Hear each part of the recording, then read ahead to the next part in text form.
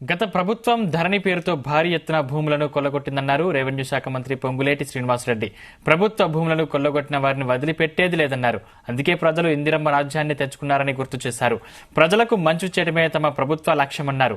ధరణి పోర్టల్ను పూర్తిగా ప్రక్షాళన చేస్తామన్న మంత్రి తప్పు చేస్తే ఎంత పెద్దవారినైనా ఉపేక్షించేది లేదన్నారు. భూకు సంబంధించిన విషయాల్లో ధరణి సబ్జెక్టు కూడా చాలా స్పష్టంగా మాట్లాడాం. ఆనాడు ఎలక్షన్ క్యాంపెయిన్ లో ఎన్నికల సందర్భంగా కాంగ్రెస్ పార్టీకి ఒక క్లారిటీ ఉంది. ఈ ధరణి అనే ఈ పోర్టల్ ద్వారా, ఈ స్కీమ్ ద్వారా తెలంగాణ ప్రజలు, మారుమూల ప్రాంతాల్లో ఉండే ప్రజలు, సిటీలో ఉండే ప్రజలు ప్రతి ఒక్కరూ ఇబ్బంది పడుతున్నారు. ఈ ధరణి పోర్టల్ ని అడ్డం పెట్టుకొని ఆనాడు ఉన్న ప్రభుత్వంలో ఉన్న పెద్దలు, వారి తొత్తులు ఏదైతే వేలాది ఎకరాలు ప్రభుత్వ భూములు కబ్జాలు చేసి వాటిని రెగ్యులైజేషన్ చేసుకున్నారు. కొన్ని ఇంకా చేయించుకోవడానికి సర్క్యులేషన్ లో ఉన్న ఫైల్స్ కొన్ని ఉన్నాయి. వాటన్నిటి మీద ఈ ప్రభుత్వం వచ్చిన మరుక్షణమే గౌరవ ముఖ్యమంత్రి గారు అధికారులకి గతంలోనే ఆదేశించారు. మళ్ళీ ఇప్పుడు కూడా చెప్పాం. ఆ చెప్పిన సారాంశం ఏంటంటే, అనేక వేదికల మీద ధరణిని ప్రక్షాళన చేస్తాం, ధరణిలో ఉన్న తప్పులను సరిదిద్దుతాం, ధరణిని సామాన్య ప్రజలకి అందుబాటులో తెచ్చి వారి కష్టార్జితమైన, వారి కష్టంతో సంపాదించుకున్న ఆస్తులు వారికి ఇబ్బంది కలగకుండా ఉండే విధంగా, అదే రకంగా ప్రభుత్వ ఆస్తులను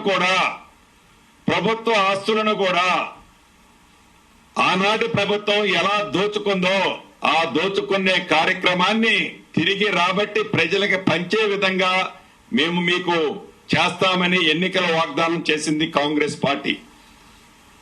ఈ వాగ్దానానికి కౌంటర్ గా ఆనాడు అధికారంలో ఉన్న ప్రభుత్వం, ఆనాటి ముఖ్యమంత్రి కాంగ్రెస్ వాళ్ళట ఈ ధరణిని తీసుకెళ్లి బంగాళాఖాతంలో వేస్తారట.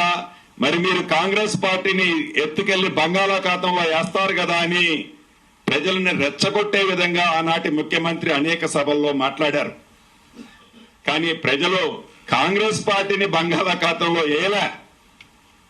ఎవరైతే కాంగ్రెస్ పార్టీని బంగాళాఖాతంలో వేయాలని ప్రవోక్ చేశారో, ఎవరైతే కాంగ్రెస్ పార్టీని అవాక్కులు చువాకులు ఆ పార్టీ మీద పేలారో, ఎవరైతే అధికారం ఉంది, నేను ఏది చెప్పినా చెల్లుబాటు అవుతుందని ఆనాడు ఎర్రవీకారో, వారిని ఎత్తుకెళ్లి బంగాళాఖాతంలో ప్రజలు వేశారు. భూకు సంబంధించిన విషయాల్లో ధరణి సబ్జెక్టు కూడా చాలా స్పష్టంగా మాట్లాడాం. ఆనాడు ఎలక్షన్ క్యాంపెయిన్ లో ఎన్నికల సందర్భంగా కాంగ్రెస్ పార్టీకి ఒక క్లారిటీ ఉంది. ఈ ధరణి అనే ఈ పోర్టల్ ద్వారా, ఈ స్కీమ్ ద్వారా తెలంగాణ ప్రజలు, మారుమూల ప్రాంతాల్లో ఉండే ప్రజలు, సిటీలో ఉండే ప్రజలు ప్రతి ఒక్కరూ ఇబ్బంది పడుతున్నారు. ఈ ధరణి పోర్టల్ ని అడ్డం పెట్టుకొని ఆనాడు ఉన్న ప్రభుత్వంలో ఉన్న పెద్దలు, వారి తొత్తులు ఏదైతే వేలాది ఎకరాలు ప్రభుత్వ భూములు కబ్జాలు చేసి వాటిని రెగ్యులైజేషన్ చేసుకున్నారు. కొన్ని ఇంకా చేయించుకోవడానికి సర్క్యులేషన్ లో ఉన్న ఫైల్స్ కొన్ని ఉన్నాయి. వాటన్నిటి మీద ఈ ప్రభుత్వం వచ్చిన మరుక్షణమే గౌరవ ముఖ్యమంత్రి గారు అధికారులకి గతంలోనే ఆదేశించారు. మళ్ళీ ఇప్పుడు కూడా చెప్పాం.